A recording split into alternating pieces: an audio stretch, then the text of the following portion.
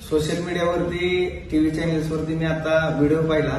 त्या व्हिडिओची पार्श्वभूमी मी या सर्व लोकांना या माध्यमातून सांगू इच्छितो. मी एका लग्न समारंभावरून लातूर रोडकडे जात असताना रोहन सातपुते आणि त्याची बहीण हे लातूर रोडवरून त्यांच्या घराकडे जात होते.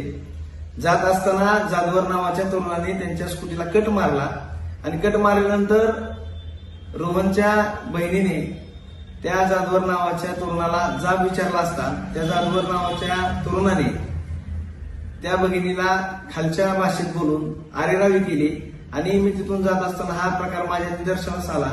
एका भगिनीची छेड काढल्यानंतर मी तिथं मध्यस्थी करायला गेलो असता त्या रोहनला त्या जाधवर नावाच्या तरुणाने ढकलून देऊन मारण्याचा प्रयत्न केला, परंतु त्या जाधवर नावाच्या तरुणाचा मिटवून न घेता एक भांडणाच्या मूडमध्ये असल्यासारखा तो तिथं वर्तवणूक करत होता आणि आमचे विरोधक किंवा राजकीय प्रतिस्पर्धींना माझ्यासमोरून तो फोन लावून इथं अशी घटना घडली सांगत होता.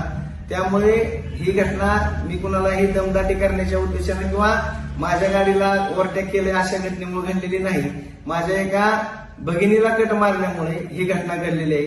तरी सर्व लोकांनी ह्याच्यामध्ये जो काय माझ्याबद्दल व्हिडिओच्या माध्यमातून एकतर्फी बाजू मांडण्याचा हा प्रयत्न चालू आहे विरोधकाकडून, ह्याच्यावर कोणीही विश्वास ठेवणे ही विनंती.